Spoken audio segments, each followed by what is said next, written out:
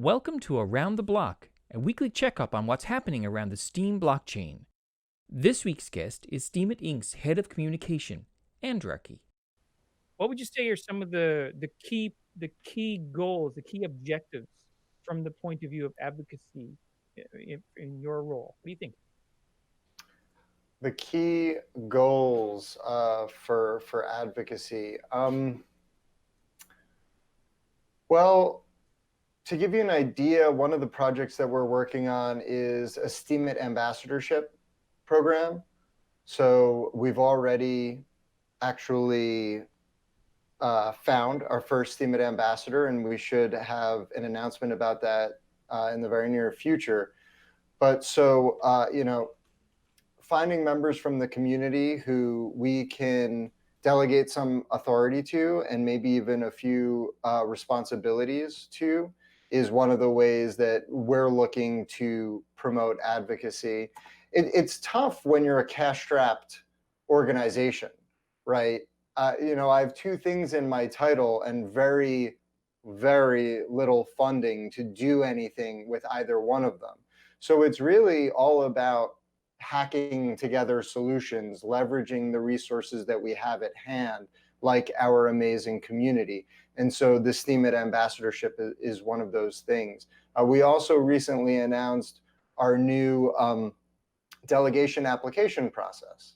And that was something that I and other members of the team spent a good deal of time working on and communicating with community members on and getting feedback on before eventually releasing it. And, some of this stuff, it's maybe not apparent. I mean, a lot of the stuff that we have to do, and this actually applies to the team as a whole, I would say, if I can speak for them, is that just forget whatever our titles are, 99% of the things that we have to do are obvious.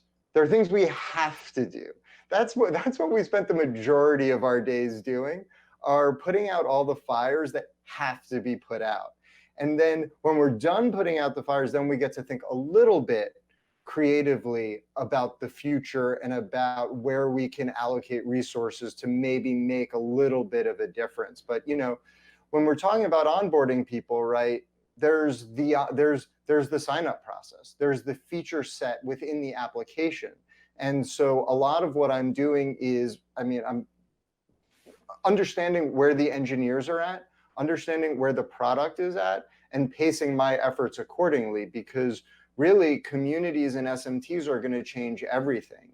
And we need to manage our communications bearing in mind that the platform is going to be transformed in the very near future, and the messaging is going to have to evolve and change dramatically.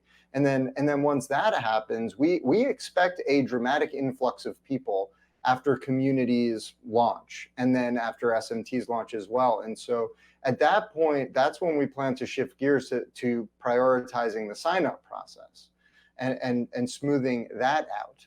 So advocacy and communications really has to work with what the product delivers, and you don't want to be out of lockstep. So it's really about building a lot of foundational stuff like the Steemit Ambassadors program, even just improving the communications with the community, putting out more communications, working with the team so that they feel comfortable communicating more with the community. It's not easy for anyone, including engineers, to open up about the work that they're doing and take the time away from that work to communicate. It's a lot harder than people think, and it takes a lot of work.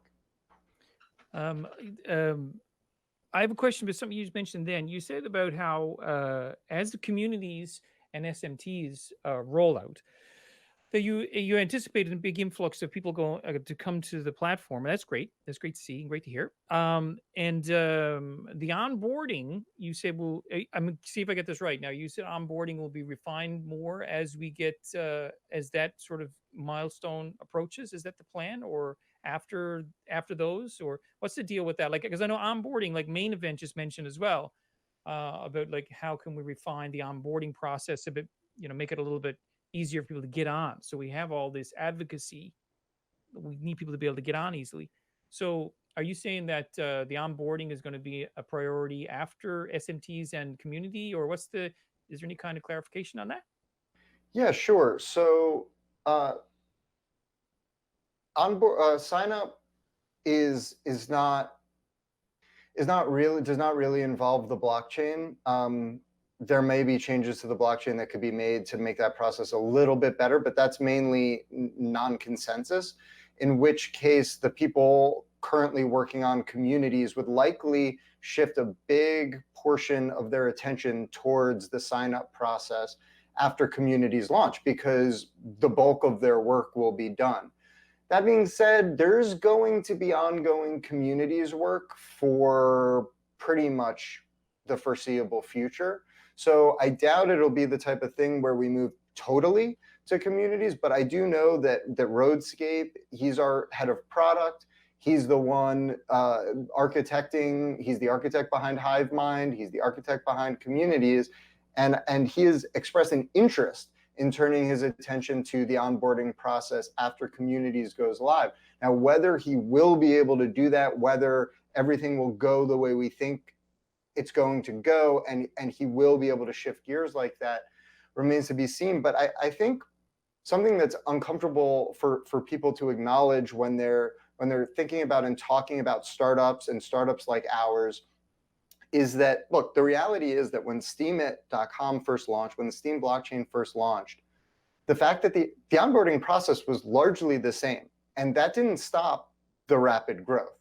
Because if you offer a feature set that is sufficiently compelling, people will go through the process, arduous though it may be. They will make it through, because they're really interested in what you're offering. They're really excited about what you're offering. And when you're building an early stage startup, when you're looking for offering a transformative product that is going to lead to rapid growth, what you tend to have to do is, first of all, the user experience is always going to have issues, especially when you're building infrastructure as you build product, as we are doing. We're building the infrastructure for Web 3.0 as we are building a Web 3.0 app, and as everybody on Steem is building Web 3.0 apps. And so,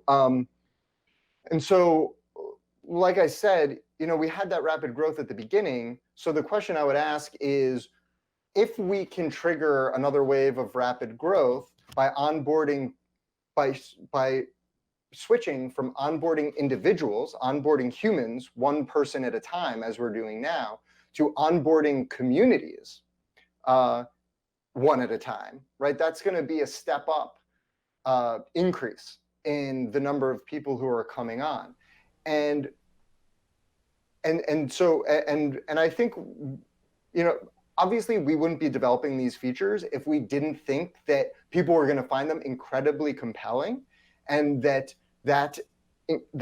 compelling nature of them wouldn't motivate them to once again go through a sign-up process that might not be perfect. But sometimes apps actually introduce barriers to entry to kind of filter out people who aren't sufficiently interested in the application.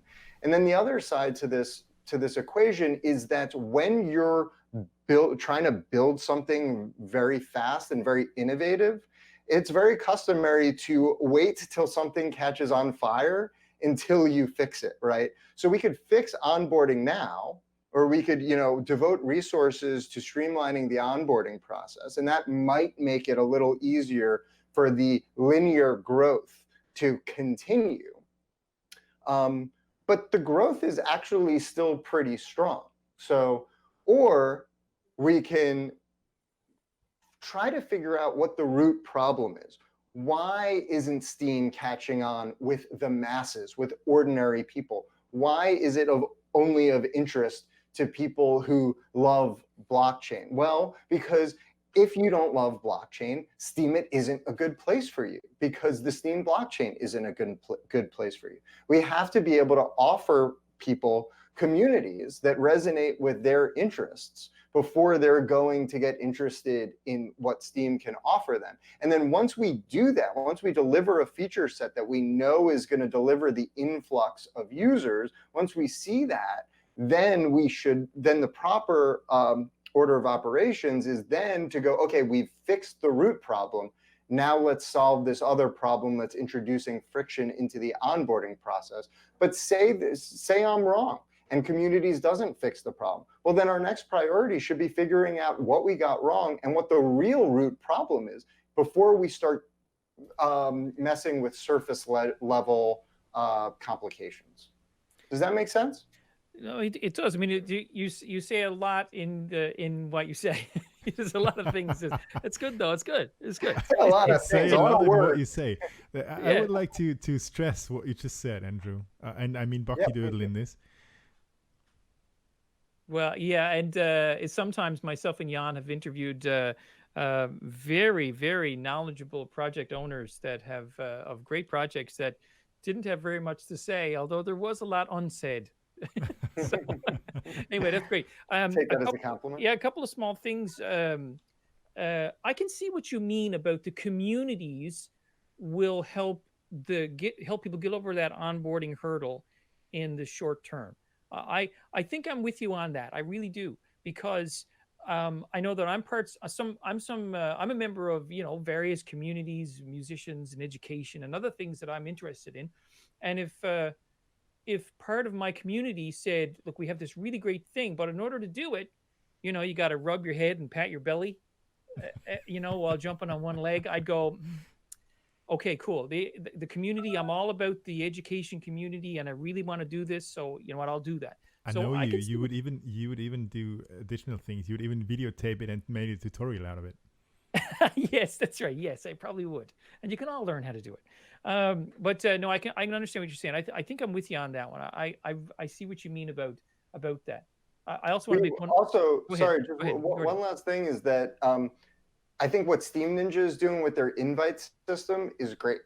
And I think that many of us on the team would agree that though this isn't really something we're looking at right now, that an invite system or a referral system, not too different than what Steam Ninja is currently offering, we think that is a big key to that onboarding process. Because the problem with onboarding, especially onto a blockchain, is that the lower you make the barriers to entry, the more bots and the more malicious actors you get.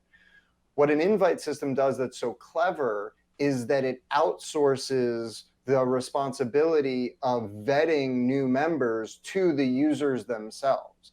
And so we think that's probably how you're going to do that, where, what Steam Ninja, I mean, I delegated to Steam Ninja and I got like 100 account vouchers, and I mean, I delegated a decent amount of Steam power to them. But, if you think about all of the Steam power on the Steam blockchain being mobilized to create these invite vouchers, and them refining that app, as I know that they will, right, to make it a more pleasant experience, right? They're going to keep iterating on it. That could be the secret sauce right there, where I'm going to my friends, you should totally join Steam, probably because there's a great community on it. And here's a sign up voucher. Just take a photo of the QR code, like use the QR code, and boom, you just got your Steam account. To me, I think that's the way. Mm-hmm. I just, this is such a. Can you guys remember? Somebody in the audience is definitely going to tell me what this is. But remember, there was a commercial years ago. It might have been HP or something. I'm talking 10 years ago, and it was all about how they were building an airplane in the sky as they were flying, and they were building the engines as the airplane was flying along, and they're putting the wings on as they were flying along. And the whole idea was on the internet, because at the time when this was out, it was pretty early on. We're building the internet as we're flying the internet, and I can see a lot of this. There's a lot of things that are sharp edges right now that I'm sure that will resolve themselves. Well, clear that there is sharp edges, and because we are on the edge of things, basically. Mm-hmm. So yeah, that's cool. Nobody has done this ever before, so. It's not a broad road that we can follow. It's just dashing and hacking and with a an axe in the jungle, basically. So yeah, and there might be missteps, but that's normal in the process. So let's not forget that we are the avant-garde here. Absolutely. And people always say stuff like, oh, other projects are going to come along and they're going to be better. And we're like, great. Are they open source? Because then we could use their code. Then we wouldn't have to develop all this code all by ourselves. Yeah, exactly. We won't be the only ones developing this stuff. It's crazy because you have the tale of two worlds in the blockchain world. You have all these engineers working on stuff that nobody cares about, and then you have all these users on Steam coming to us being like, when are you guys going to develop XYZ A B C D E F G? And it's like, I mean, we love it. We love that regular people love using our blockchain and our app and all the other Steam apps, but it would be great if other blockchain teams could get their heads out of their butts and like start actually delivering stuff that people actually use. I mean, outside of the Steam ecosystem, obviously, Fabian with Steam Connect is contributing massively. Like there's the Steam Monsters team with Steam Engine and Keychain. Like there's so many developers on Steam who are delivering real products for real people. But we're in this weird bubble that nobody seems to care about, and everybody's off somewhere else talking about vapor all day. It's mind-boggling. Well, for sure, what you cannot do, even though I would like it, what you cannot do is do magic. So this is still not a possibility, even though for blockchain engineers it's not possible to work magic. It's seriously not working. But I would like to go back. I would like to leave a bit the entry hurdle that we have been talking about a bit. And I would like to go back to the delegation application, because this is quite new. And this is quite formalizing a thing that has been around the blockchain for quite a while. So maybe you can wrap it in your own words before I tease it off too much. Yeah, so our primary goals with the delegation application process is to make the process through which Steemit Inc's stake gets delegated to projects more decentralized, transparent, and fair. And to that end, we've drafted an initial application process, a renewal process, and we've announced that we'll be appointing an independent committee who will be tasked with evaluating the applications. And so the process that we released is really just a beta version. And it is our hope and our belief that actually the committee itself will, that we will work with the committee to update the process itself as they come to different conclusions, right? Obviously, it's not the 10 Commandments, right? It's not perfect. It's not that I'm a big 10 Commandments advocate, but you know what I mean, right? It's not. But it's carved in stone, right? yeah, exactly. So yeah, we really want to empower the committee members to give us a list and to get feedback from the community, to make their own decisions, to come to a consensus together, and then provide us with a list of accounts and then delegation tiers. We tried to simplify the process so that it's easier to administer, so that it's easier to keep track of. We have like a big tier, a medium tier, and a small tier, and we expect them to give us a list. And we really don't want to scrutinize this list. We really just want to implement it, and we want to be able to say, this was the decision of the committee. If you don't like it, talk to the committee. And we don't see any obvious flaws. Now, it is our Steam power, and so we reserve the right to not obey what the committee gives us, but that's more as a backstop to ensure that nothing is done that either harms the Steam blockchain or Steemit.com.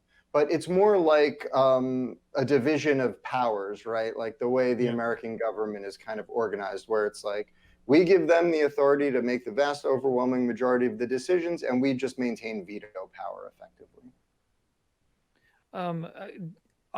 In my other life, I spent quite a bit of time in front of venture capitalists, with, you know, and having to do the 30-second pitch, elevator pitch, you know, trying to evaluate projects so that somebody be willing to put their money into it. I think we see shows like Dragon's Den and things like that, and people underestimate the Shark work Tank, that man. Shark Tank. Yeah, there you go.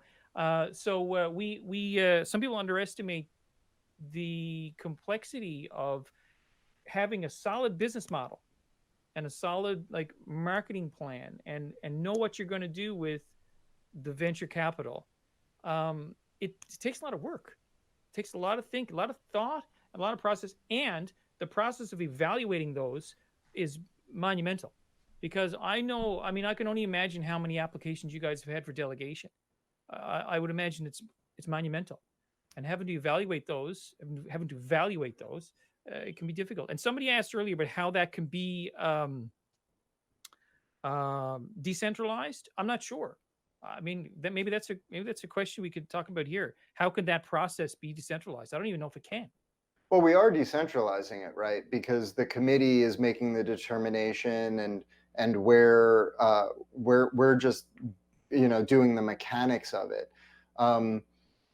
Decentralization is a philosophy. It's a goal. There's no objective meaning for decentralization. I think people confuse their belief about what decentralization means with the reality of decentralization. Mhm. The reality of decentralization is almost always that you're breaking up something bigger into smaller parts that are less efficient and more expensive.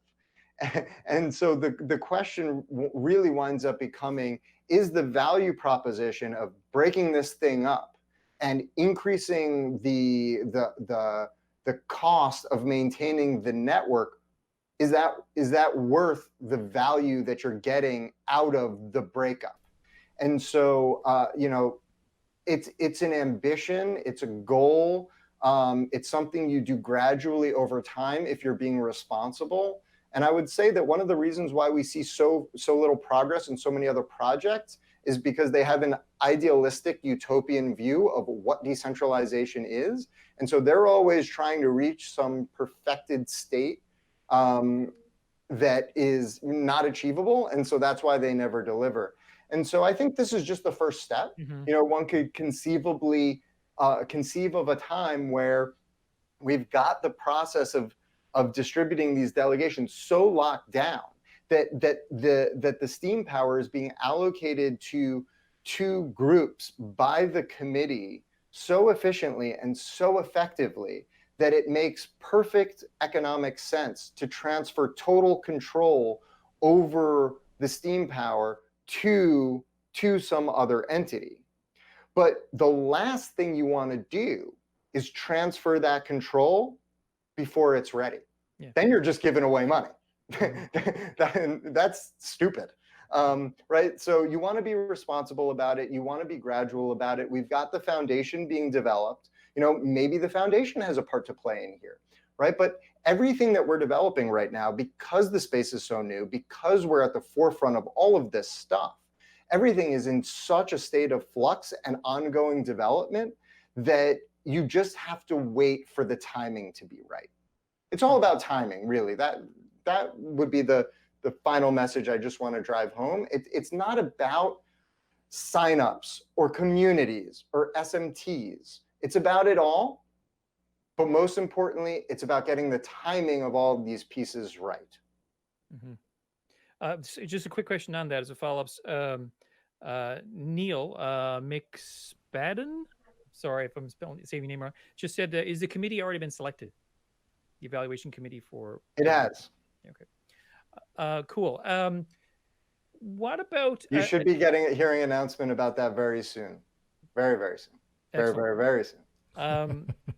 Another question related to all this was, Can you speak a little bit about delegation and entrepreneurship on the Steem blockchain? How is that? How do they connect?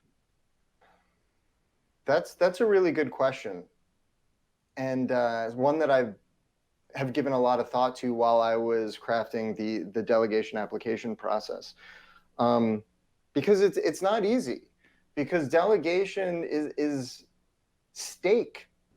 I would say stake is a very little understood thing. I don't think almost anyone understands what stake even means. And so let me start by giving you a definition of stake. And then we can talk about what delegation of stake means. Because if we can't agree on what stake is, No. Start at the basics. I think you're totally right. Start at the basics. Strip loin or ribeye or I'm sorry. Go ahead. I'm sorry.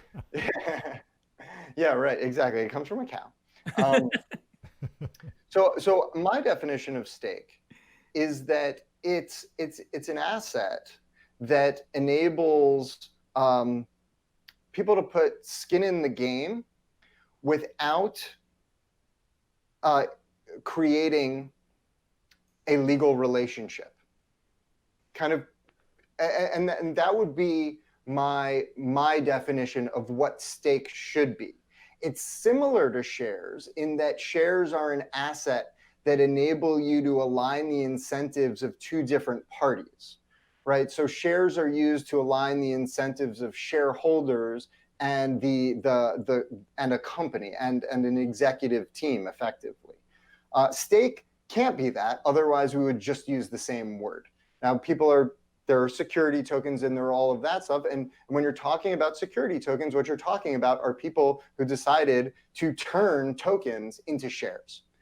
Stake, to be meaningful, has to mean something else. And I would argue that the real value of stake is that it enables you to align the incentives of two different groups or more without creating any legal relationships and the regulatory and liability risks that come from those relationships. You can have shares too. They're not a substitute for shares, but they're a different thing. And so that's what I think the ambition behind Steem Power is that it enables us all to have skin in the same game, but we are not legally bound to one another. We are bound by algorithms. And so we have something called delegated stake. And like you asked, the actual question you asked for. And so what is it supposed to be for? And when I was thinking about this, and if you look at the delegation application process, I think I break it down to basically the three things we're looking for.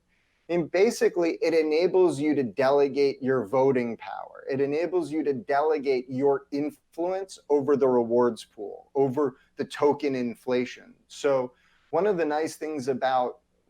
insanely innovative and undervalued things about Steem is that it's the only cryptocurrency that has actually decentralized token distribution, right? We decentralize the central bank among the users, and your Steem Power determines how much influence you have over the printing press. And so by delegating your Steem Power, you can give people more control over the printing press.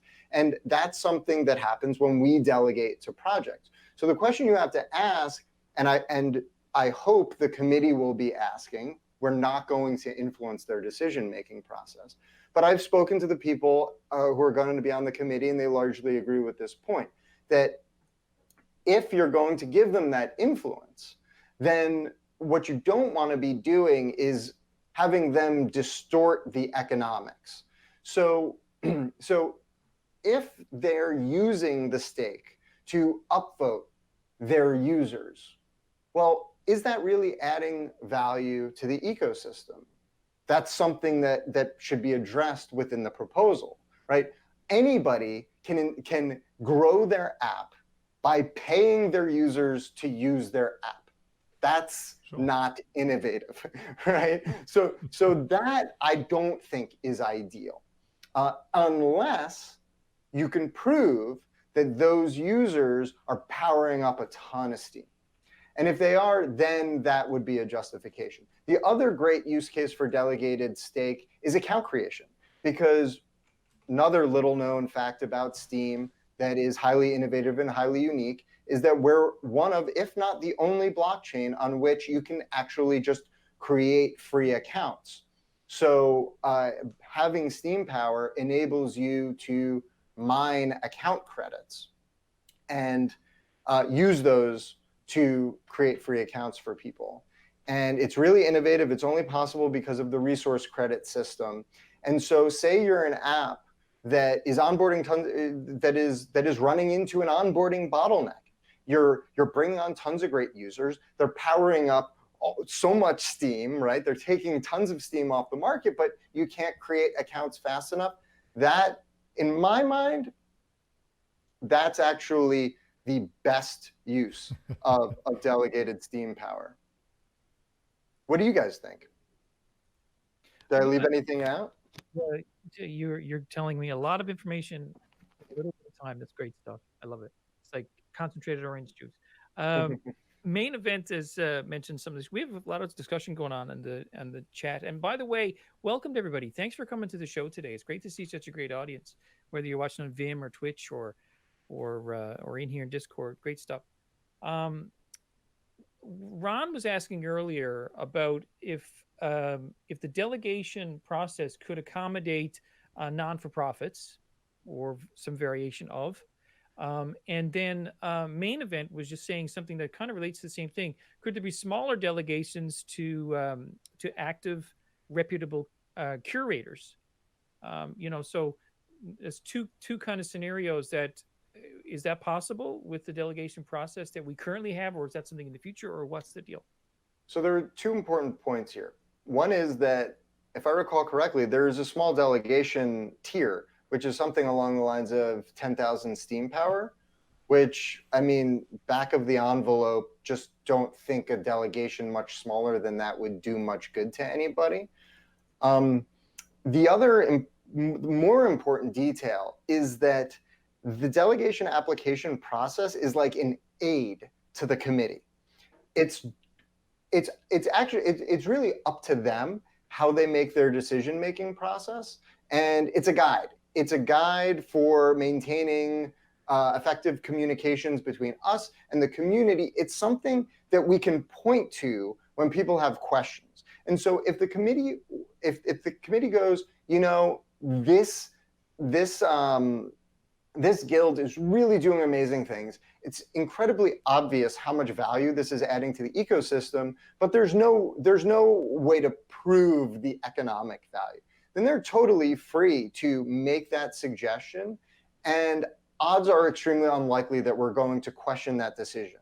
I think our primary concern is always just going to be, is this an outright dangerous thing to do here? Does this pose some kind of risk to the Steem blockchain, or does it pose some kind of like brand risk to Steemit.com? Because that affects everybody. Something that affects the Steemit brand negatively affects the entire Steem ecosystem. So we really don't plan on telling them, oh no, you didn't enforce these rules right.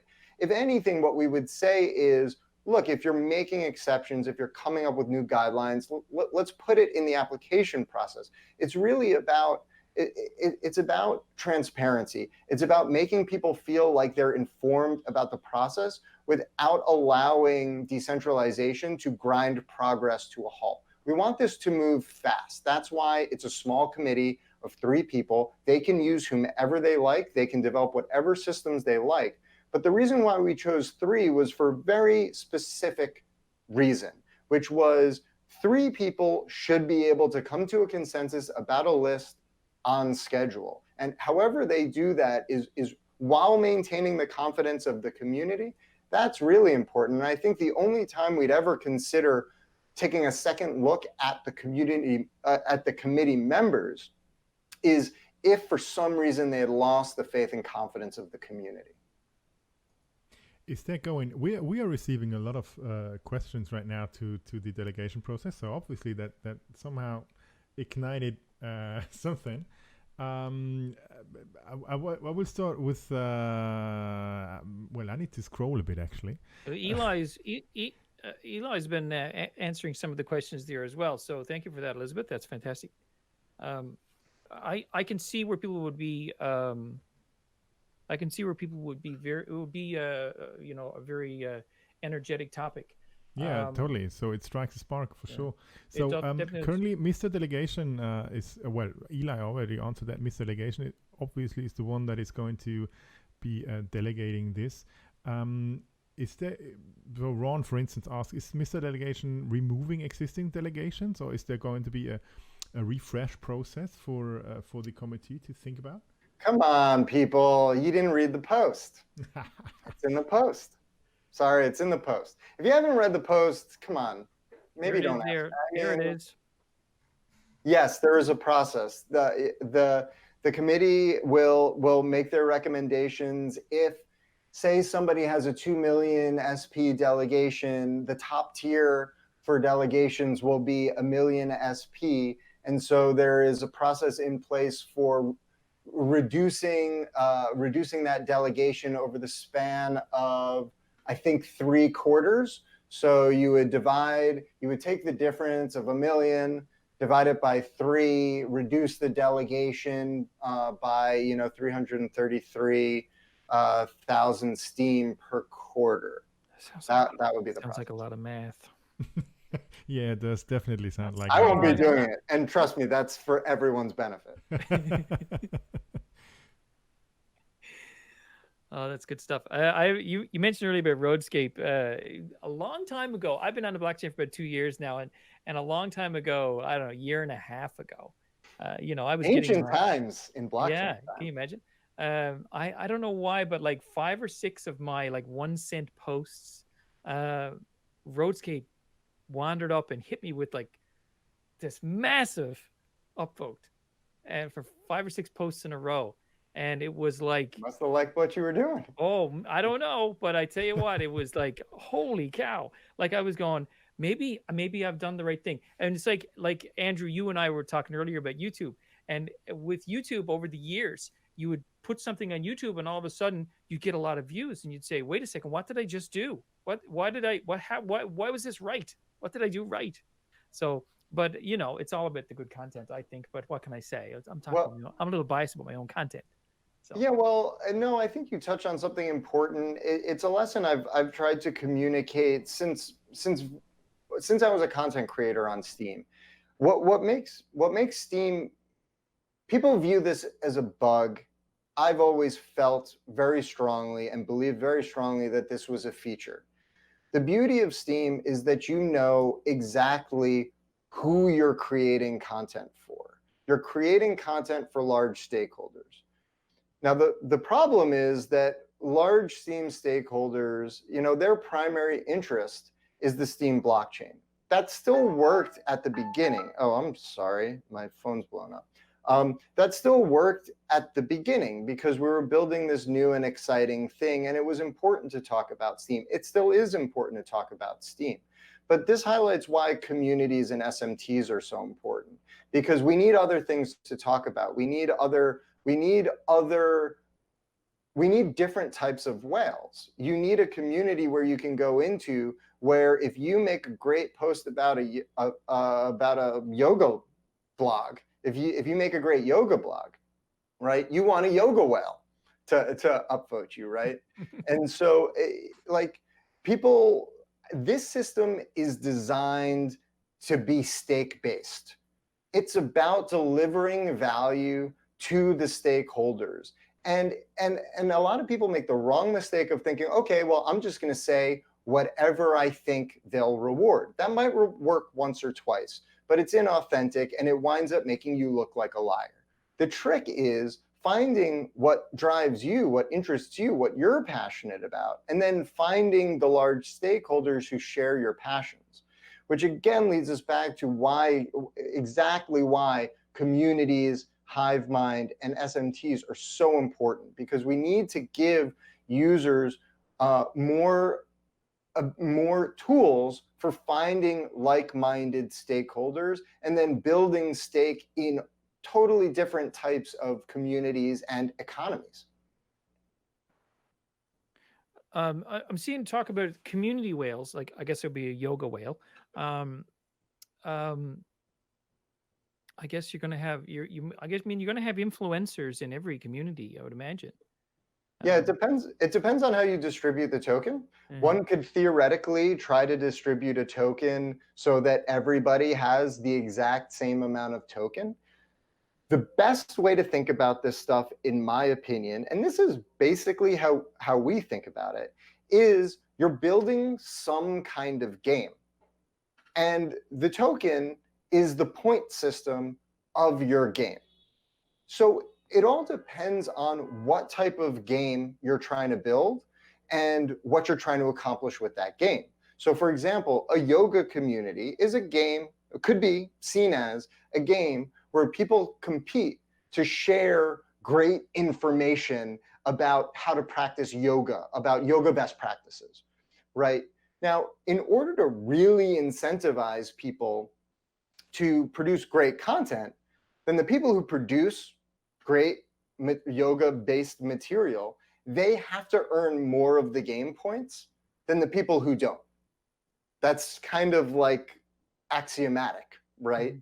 Mhm. And so if you have people who are better at producing yoga content than other people, and you reward them fairly, then you will have yoga whales.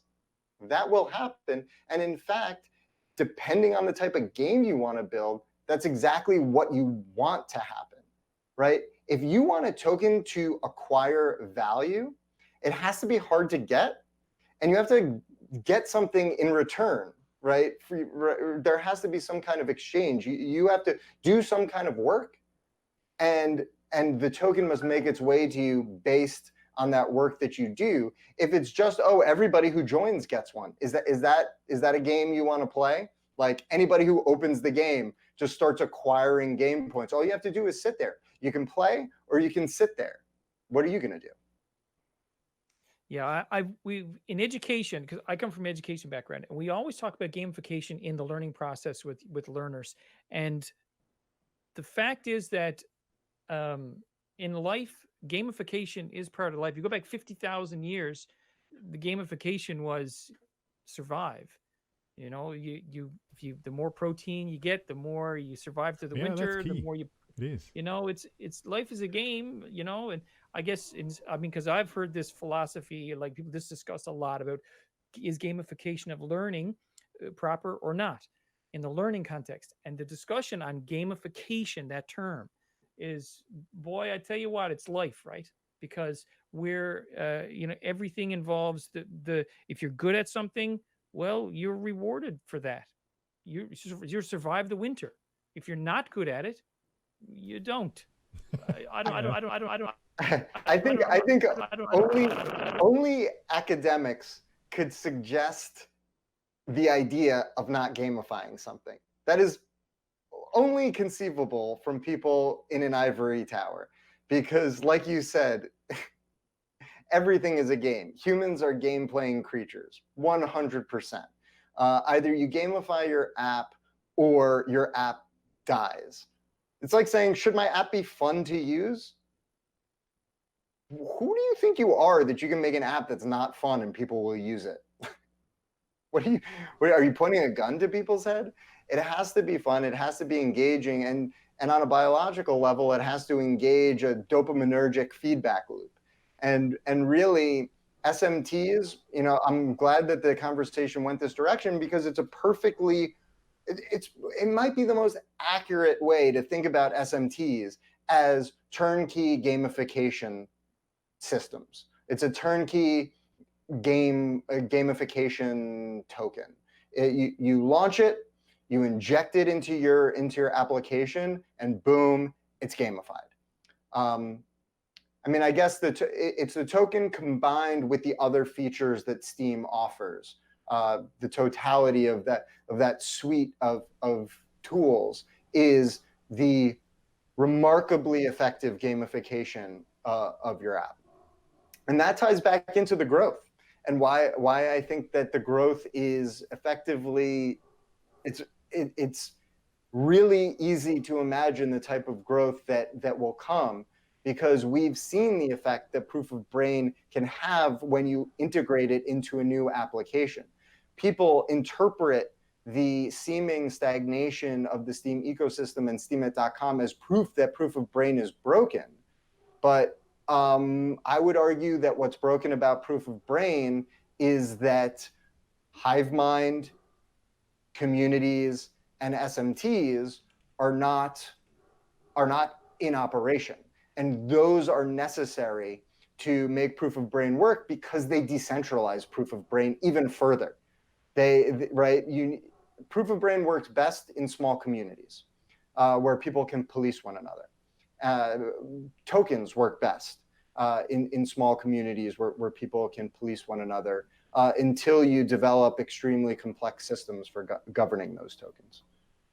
Sorry, nerdy, really off topic. Right? No, not a problem. By the way, I really liked Eli's comment most in the Discord chat, because she said that her bank app's not fun, and that's true. That's one of the only apps that you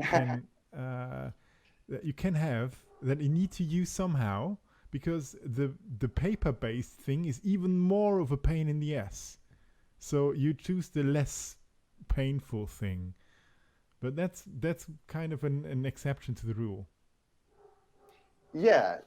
I mean, it's a good point. I mean, we could get into an economic discussion about the distortive effect of state monopolies. Banks have monopolies on the distribution and management of funds, and when you have monopolies, there's less incentive to innovate, and there's less competition. So they can afford to create unfun apps because you don't really have much of a choice. Exactly. And it's more unfun to use the paper-based process. So they are giving you some kind of a small cookie, It's tasting bad, but it's still better than the other one. Well, if you want your money safe, yeah, exactly, you got to use a bank. They're all in it together, and they all, they all, it's, they're all, so Andrew, they're competing against one another, and in their defense, it's an expensive system. It's a complex system. Their margins are actually quite small, and so they actually, in many ways, don't have the capital necessary to improve their systems, which is exactly what's creating the opportunity in the crypto space. Exactly. That's what is enabling us to drive a wedge in there and be like, well, if we can circumvent this incredibly expensive and complex process, we can deliver a superior product, a product that's more fun to use. The only problem is that we can't absorb the number of people that you all have. So please wait until we scale and then come on. Yeah, all right. Andrew Merther, I don't know if you know, but you muted yourself. So if you want to talk with us, you should unmute. Yeah, perfect.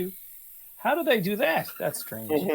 I think Anyway, well, I was going to say, just to change topic a little bit, on the promotional post we did for this program today, I had 3 people, I believe it was, asked about do we have a timeline for SMTs? So I'm just going to ask that to you. Do we have a timeline for that?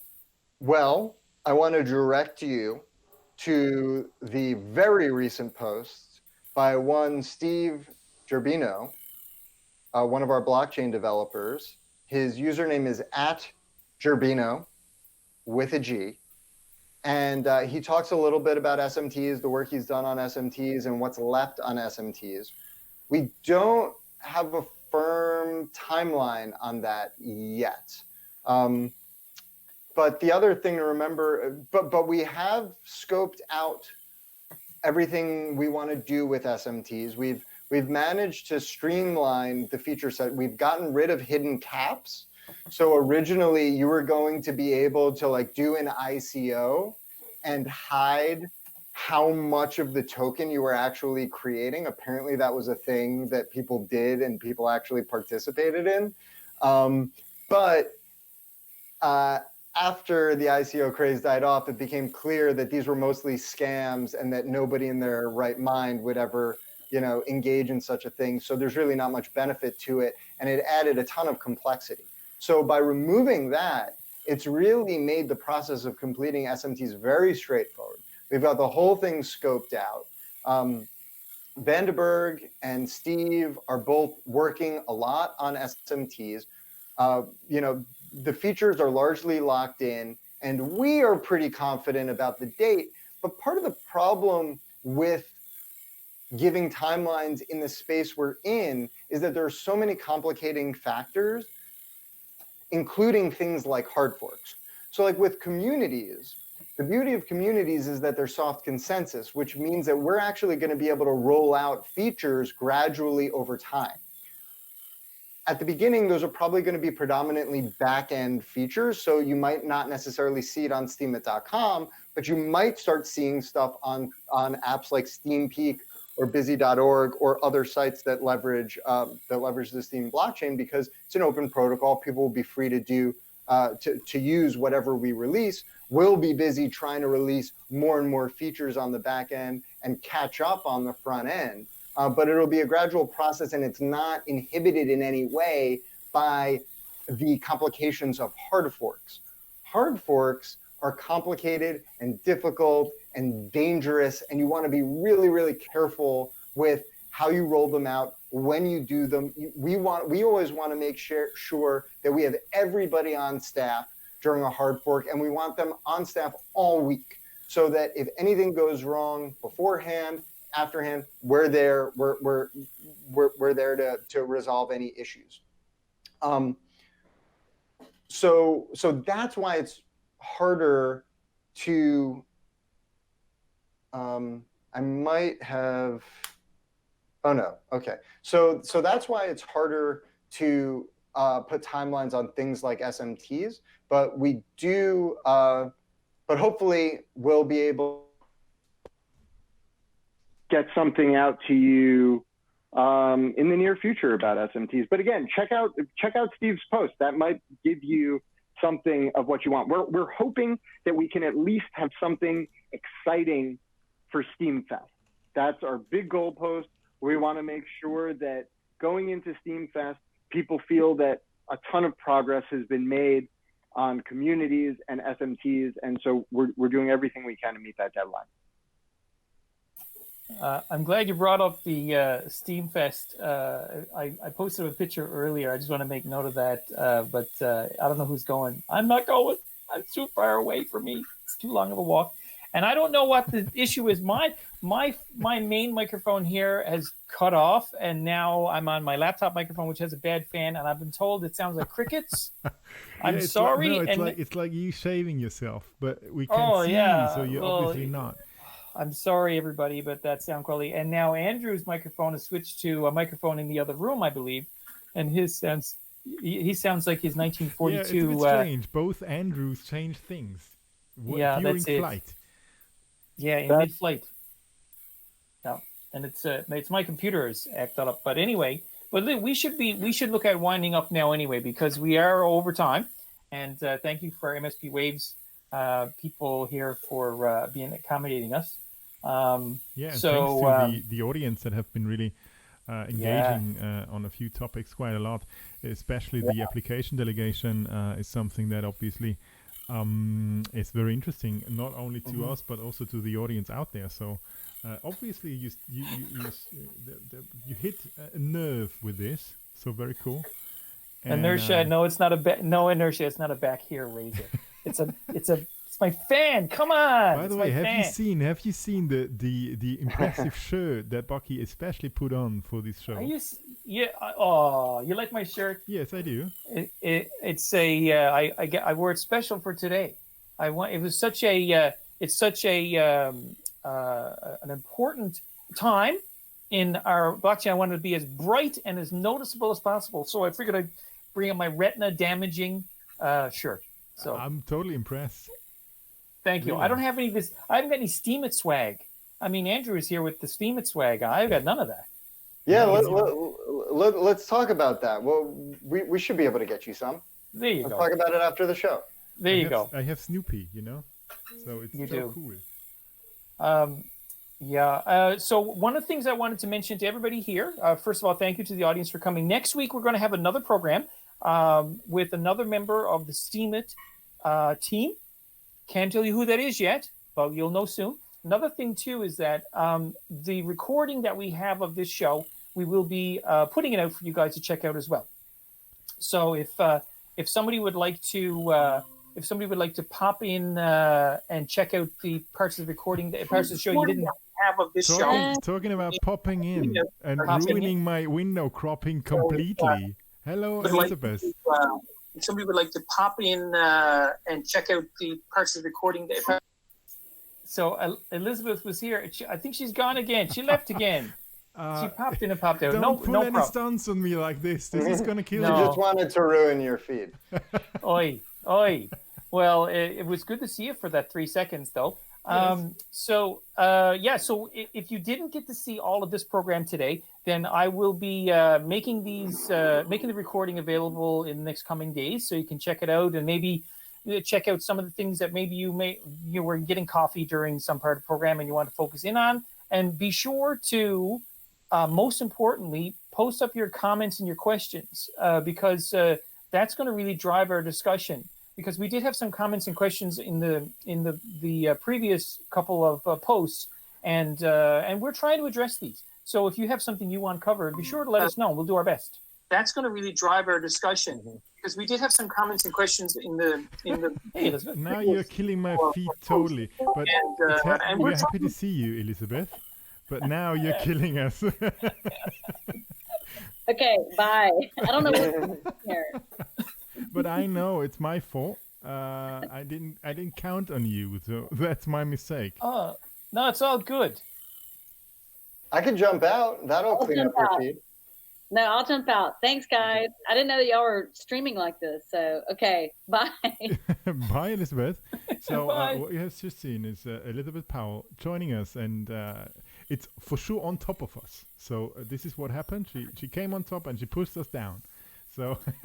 Well, we'll know better for next time. Next time we'll have space available. So if Andraki jumps in, or I don't know, Yoda jumps in, or I don't know, somebody jump. Yeah, we will make place for everyone, basically. We'll be ready. We'll be ready. Exactly. Oh, good stuff. So everybody, thank you very much for coming to the show today, and most importantly, Andrew, Andraki, thank you for coming. Yes, it's great to hear all your insights. That wonderful guest that you have been, and with a lot of information, and it was really a pleasure having you. Thank you. It was a pleasure being on the show. Thanks for having me. A pleasure. So don't miss next week when we're around the block again at the same time, like this week, Wednesdays at I think it's 8 p.m. UTC. Help me, Bucky. 8 p.m. 7 UTC. 7 p.m. 7 UTC. p.m. So on Wednesday, 7 p.m. UTC, on your favorite Discord or wherever you want to have a view on us. So we're counting on you. Bye bye. Until then. Bye, everybody.